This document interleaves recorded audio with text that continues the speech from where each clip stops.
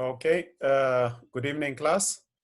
So we're going to proceed with a discussion that we started last week, or I mean last Friday. So if you remember, we were talking about what natural language processing is.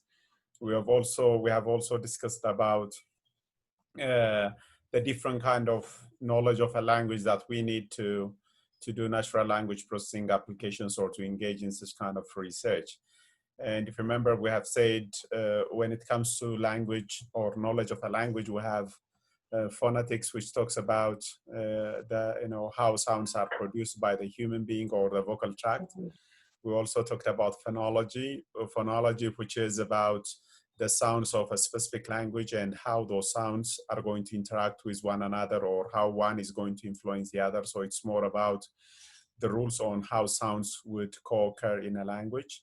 Then we talked about morphology, which is the form or the structure of a word, which is concerned about the different kind of attachments, which we call as morphemes that would be used in a word on the base form to create different grammatical meaning or having a grammatical contribution to the word. Then we talked about syntax, where syntax is concerned about word order or a permissible or a valid order of a word, which is allowed in a language. Then we move on to semantics, which is concerned about the meaning that's embedded inside such kind of a structure. And we talked about pragmatics, which is a speech act or a mechanism that's used by people to really communicate what they have rather than, beyond the word which is written. So we call it a speech act, or we want to understand the intention of the speaker rather than what the word literally mean. And finally, we have discussed about discourse, which means when it comes to meaning might not be fully perceived at a word or at a sentence level. We know that the topic of discussion or that utterance is very important. So we said discourse is concerned about a meaning beyond a sentence or beyond a specific utterance. Now, today we are going to basically talk about the different kind of steps that we have in language, in computational linguistics or NLP. And we try to divide that into two, the textual form and the spoken or the speech form. Now, if you want to develop a text-based natural language processing, we know that different NLP applications would require you to do so many things. But basically, we are going to talk about the most important step that we have. So the first, since we're talking about a text is a collection of characters, and those collection of characters or symbols would create a word. So the smallest unit that we are going to have is going to be the characters, and those characters would make up the word. So the first thing that we are going to have in this process is what we call morphological analysis. If you remember, we said morphology is concerned about a form of a word. So individual words would be analyzed into their components. So if you remember last time we talked about, or we took an example for Amharic. So if you have words like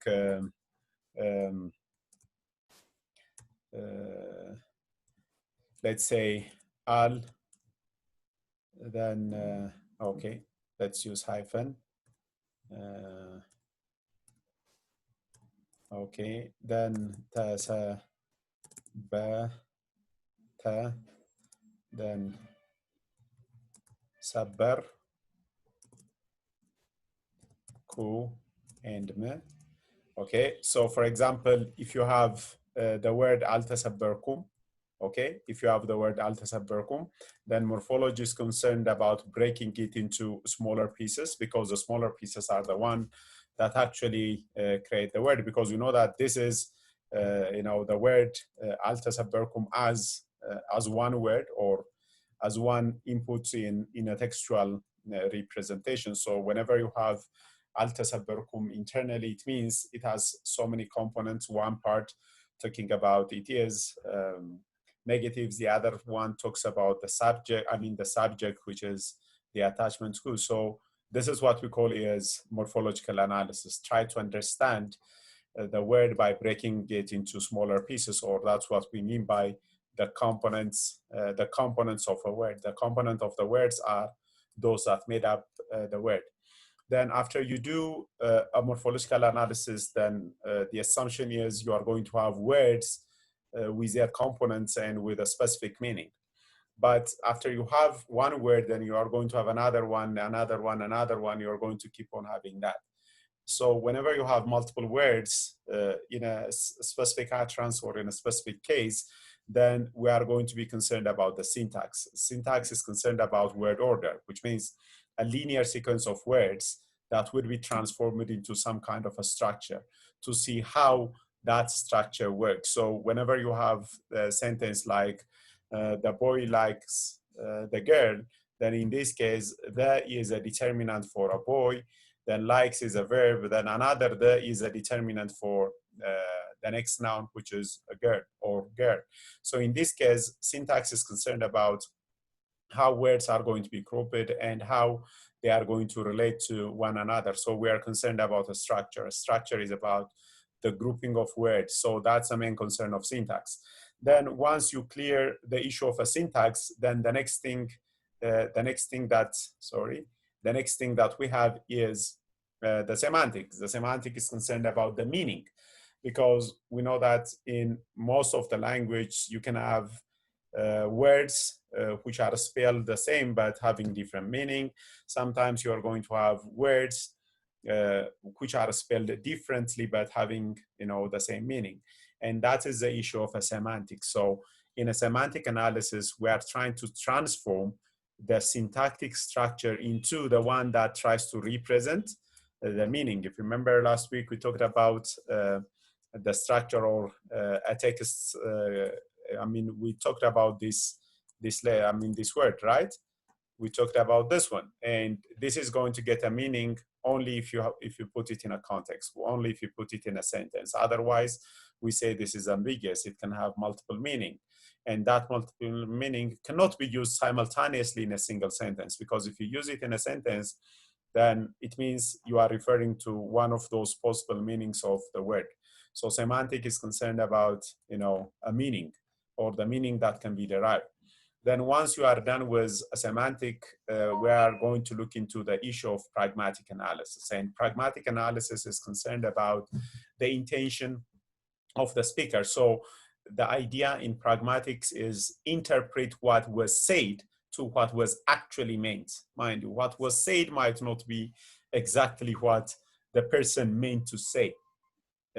Because we have what we call this በአማርኛ ስላቅ ምናምን እንለዋለን አይደል? አሽሙር እንለዋለን, or sarcastic የሆነ ንግግሮች. It belongs to pragmatics because it might not mean that it is so. Okay, this is very important. Like if I say time flies like an arrow, then I don't mean that time is something that flies like an arrow. It's not the intention. It means that the days are passing very fast, or the time is not as I wish it should be. Okay, so it's not actually meaning that the time is an object that flies like an arrow, and such kind of expressions belongs to the issue of pragmatics. The other issue that we have in here is the other issue that we have after pragmatics is the issue of discourse, as we have said last time. And discourse is concerned about resolving reference between different sentences, because we said meaning is conveyed in many sentences, and sentence might be interrelated with one another by referring, into each other, and that's the issue of pragmatics. Now, this is going to happen these are the kind of textual analysis that you do in a text-based NLP application: morphological analysis, syntactic, semantic, pragmatics, and discourse analysis. What if we have a speech? If it is a speech system, then we are going to have a little bit of a different things. Of course, we are going to start from the user, and as a human being, what we produce as an output is a speech, a sound. So the moment a human being produces a sound, then it's going to be received by a speech recognizer, or an NLP application, which we call is ASR, or automatic speech recognizer. then that speech recognizer, the objective is to change the sound that is received through the microphone into a textual representation. But mind you, again, when you do that, there is a need for semantic interpretation of what that sound, carries, because the meaning is the most important element to derive a solution or derive a response for that one. Then there will be another system which we call is discourse interpretation, because if you are thinking about a dialogue system is a conversation using a speech. So for this purpose, for every speech that is received, there must be a response to be produced. And that's what we call is the discourse interpretation. There must be an interpretation of the discussion, which will be given to the dialogue management. The dialogue management is the one that actually handles, the requests or the semantic interpretation of the request. And for that semantic interpretation, the discourse interpretation will give you what should be answered back. Then a response is going to be generated. Finally, that response is going to be given. Mind you, most of the time, we focus on these two things, the speech recognizer and the speech synthesis system. As we said last time, the objective of a speech recognizer is to change the sound into a text, whereas the responsibility of a speech synthesis is to change the text into a form of a sound. So such kind of activities are always there in a speech system. Now I'm going to, take you to a tour of, the technologies that we have in NLP and what they mean. In a speech recognition, as I said earlier, we have two types of processes. As you can see, the first one, which we call is speech recognition, is changing the analog signal or the speech or the wave into a text. So a spoken language is recognized and transformed into a text as a dictation system. Like in a dictation system, you speak and the machine tries to convert it into a text.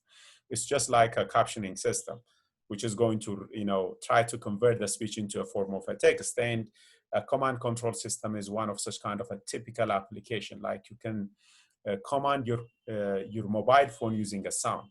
But mind you, the sound is not actually what will be executed internally. Internally, the commands are represented by a text.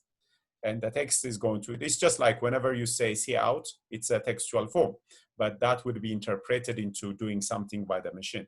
So the textual representation is very important. So converting the speech into a text is what we call a speech recognition. And the reverse action is a speech synthesis, which means whenever you have a text, you want to read out that text, representing it in a form of a speech. So utterance in a spoken language are produced from a text. That's what we call is a TTS or text-to-speech system. The other type of technology that we have is text categorization.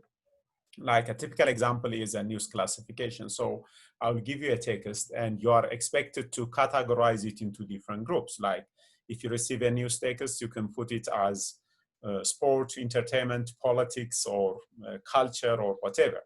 But mind you, to perform this task, you have to know what sport is, or you have to know the kind of words that are used to represent a sport, or the kind of words that are used to represent, let's say, politics, okay? And this is very important, and that's what we call is text categorization. The other kind of technology that we have is text summarization, which is a most common application these days. We know that people are producing documents, but the documents might be too long to read, especially if it is a news. We have so many news agencies or what we call news media or websites who publish their news using a web-based application or using a website, and making sure that you condense that text into a form where you're not going to lose the important or the relevant information is what we call text summarization, which is reducing, but at the same time making sure that you're not going to lose the relevant information. So the most relevant portion of the text are going to be extracted as a summary. And this is another kind of technology that we have, or NLP. By the way, we have a chapter on text summarization, which we're going to have a practical session as well. The other one is text indexing. Those of you who have taken information retrieval are well aware about this one. What we call text indexing is like you're going to have a document, but in the document you have many words, and all words are not actually giving you the real content that you need. And in information retrieval, we know that words which we call are non-content bearing, which means words that do not carry meaning, they take like up to 25 or 30% of the document. So if you take out words like the, a, that, for, to, from, with, such kind of words, we call them non-content bearing words because they don't have a content by themselves. They are used, or their purpose is linguistic. They are used just for the purpose of making it, grammatically correct in a language. So if you remove those words, then the document size is going to, decrease by 30, 35. It depends on the kind of language that you have. So the idea in indexing is, even though documents have many words, those that are used to represent the content of the document are very few in number. And we call those index words, words that are carrying meaning about the document. So for example, in one document, which is a 10-page document, if you find, let's say, the word corona 50 times, then it is much easier to say that the document is about coronavirus, right? And this is very important. What if you have the word global warming only once in that 20-page document? Then you will feel, you cannot feel confident to say that the document is about global warming because it appears only once. But if a word appears, more than, with sufficient number in a document, then you can say the document is about that topic. And to perform such kind of things, what you need is an indexing. Index is concerned about picking words that are relevant or that are more popular in a document. The other one is text retrieval, which is the reverse action, which is by looking into the index and comparing it with the relevant words in a document, retrieving the documents that are going to be of importance for the user. So Google search and other search engines are using such kind of technology, which means they are going to extract the document based on the keywords. The first one is indexing, which means indexing is always done in any search engine. From all the document that they have, they are going to collect only the relevant words. Then whenever the user provides words through information retrieval, those words are going to lead into the document. That's how you receive documents in Google search or any other search technology. We also have information extraction, which means you might have an email, you might have a large document, but you might not be interested about everything. So if you are interested to extract only some part of it from the document, then information extraction is a language processing module or application. Maybe you are interested about taking date and time. Let's say that you have an email, and from that email you want to actually take out date and time because maybe you're talking about scheduling. Maybe the email is about a meeting, and in that email you have the date and the time where the meeting is going to be held. So if you want to copy that into your calendar, then what you have to do is develop an information extraction NLP application. But mind you, the language element would be here, or the NLP element is going to be here. How do people write date and time? We know that people write it in many different ways. Like sometimes they use a short form, sometimes they use only numbers with hash, sometimes with a hyphen, sometimes even with a textual representation. People might write in a textual way, saying that let's meet on the 1st of June, using using words. So if you have such kind of text, let's have this one. You can have let's meet on the 2nd of July. Okay, I can say let's meet on the 2nd of July, or I can say 2nd of July, or I can say 02/07/2020. All these are the 2nd of July. And it's very important that your NLP application understand all varieties of such kind of representation. And we know that text extraction or information extraction is one of the famous NLP application. We also have data and text mining, which means extracting knowledge from a huge amount of text that you have. And these are NLP applications as we have. The other is a question answering system. Mind you, I know that most of you are using Google as a search engine, but we used to have applications or search engines which are question answering, like Ask Jeeves, or we also have some question answering search facilities, which means in this case, we are not interested about documents. Like in Google search, what do? You give it a keyword and you are going to receive a whole bunch of documents that are assumed to be relevant for your query. But in question answering, it's not about searching, it's not about documents. You give it a question, you want to get an answer. For example, you will say, how many positive cases do we have in Ethiopia today? Then what you want to have is the exact number. We don't need to know about Ethiopia. We don't need to know about the history of COVID. We don't need to know about anything else. So question answering is you ask one question and you want to have one answer, not options, not all possibilities. And that's a very tough NLP application. We also have a report generator as an NLP application. So all these are technologies. Mind you, these are just few.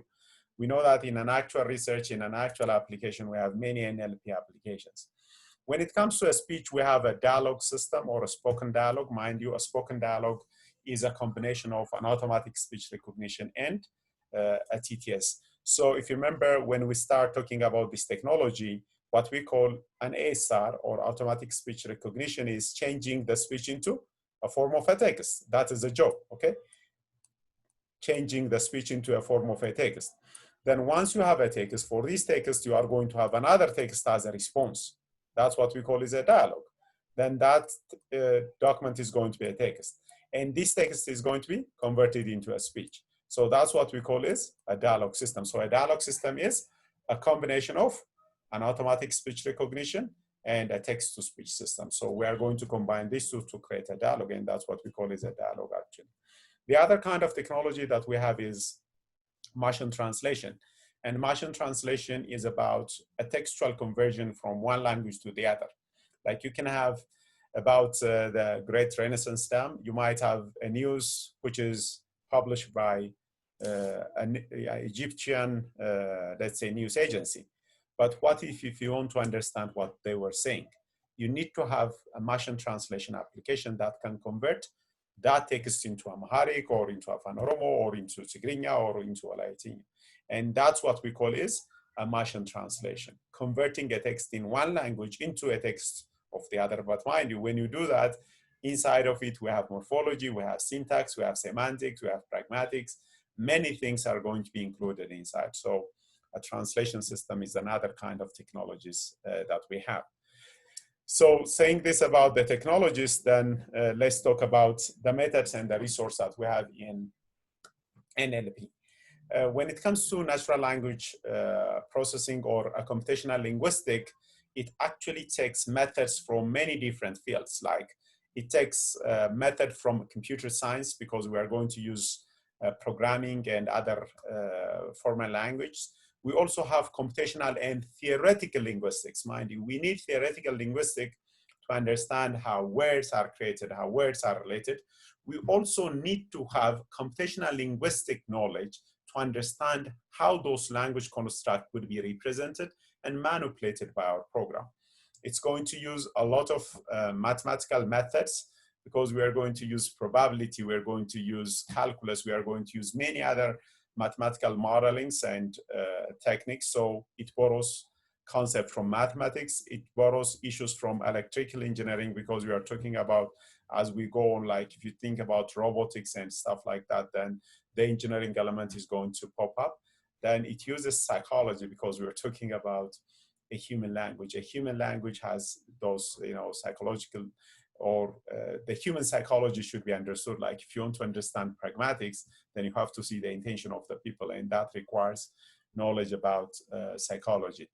So saying this, when it comes to the method, as I said, it comes from many different fields. Like it comes from the basic computer science methods, because we are using programming language, we are using algorithms and data representation, data type, data structure, all these are going to be used. So we borrow generic computer science methods or techniques are going to be used. But at the same time, mind you, like if you think about data representation, linked list data representation, or if you think about data type size and file organization, then it is computer science methods. But you also have specialized algorithms, mind you. When we say specialized algorithms, those are the ones that are going to be used specifically for natural language processing. If you think about searching, for example, searching, you can use, let's say, B-tree searching, you can use any kind of searching. This is a generic computer science method because it can be applied for any kind of field. But when it comes to a specialized algorithms, those algorithms are designed specifically for natural language processing. So dedicated algorithms, we have dedicated algorithms for parsing, for translation, for morphological analysis, for syntax, for pragmatics, finite state automata, or methods for that one. So such kind of algorithms are there. We are going to touch upon some of them in the process. We also have non-discrete mathematical methods, especially when we talk about speech processing, information retrieval, and automatic acquisition of language models. Then we are going to use non-discrete mathematical models, like neural networks are typical of such a type. We also have logical and linguistic formalism, because whenever you think about semantics, semantics is about logic. So for this reason, we are going to grasp some concept from linguistic formalism and logic at this point. So for deep linguistic processing, for constraint-based grammar, mind you, grammar is concerned about word order, and word order will follow some kind of logic in a language. So complex formalisms should be developed to represent semantics, because semantics is about relationship, and relationship is about a logical attachment between different components. We also use linguistic knowledge. We are going to use a lot of them because we're talking about natural language processing or computational linguistics. So unless and otherwise you have a linguistic knowledge dealing with the computational element or dealing with natural language processing would be difficult. So linguistic knowledge resources for many language would be utilized. So if you think about it, dictionary is a linguistic knowledge. Morphology is a linguistic knowledge. Syntax and grammar is a linguistic knowledge. Semantic, pronunciation, intonation, all these are knowledge from the linguistic. Mind you, we are going to borrow all this when we develop a natural language application. The other important thing that we have is resources. Mind you, language is a phenomenon. Language is one of the basic resources that we have in a human life. And if you want to develop a model using a machine, the machine needs to have a way of learning that. One method is to write every rule by yourself, handcrafting. We're going to talk about that after a break. The other method is, what if you have another approach where you allow the machine to learn from experience? And if you want it to learn from experience, what you need is a corpora. A corpora means a large collection of linguistic resource. It might be a collection of words, a collection of sentence, a collection of speech, or a collection of multiple language, text in multiple language, text in one language, as a word, as a sentence, as a paragraph, in any manner. And such kind of resource is what we call a corpora. So large collection of, mind you, large collection of application-specific or generic collection of, it can be a spoken or a written language resource. And you are going to use that to actually build your model. A very simple example is, how do you learn how to make a word to be in a plural form? So what you have to do is give the machine a list of words which are plural. Definitely the pattern is going to be identified, because those plural words, most of them will have identical pattern, right? In Amharic, if you look for watch and och at the end of the word, then most of those words are plural. Or if I ask you to give me a list of plural words, what do you do? Mekinoch, Vetoch, Sawoch, Bagoch, Lamoch, Bararoch, as you can see, all of them, these words would have either och or watch at the end. So if you give it to a machine, and if you ask the machine to identify patterns, och and watch are going to be identified. So it means the machine can actually look for a pattern. The machine can identify a pattern. And to allow the machine to learn from a pattern, you have to give it a huge amount of data. And that's what we call is a corpora or a corpus tool. Mind you, even we as a human being, we learn from a huge collection of corpus. Mind you, we have been, receiving input from the environment starting from our childhood, okay? So someone who is 40 years old, a person who is 40 years old, have been collecting data from the environment for all this period of time. Still, we hear some new words, I don't know. And those new words are, knowledge that we are getting from the environment. So the idea in machine learning is try to give the machine a chance to learn from such kind of examples, okay? This is very important in machine learning. Now, the next thing that we'll be talking about is approach to natural language processing, and we are going to proceed that after a break.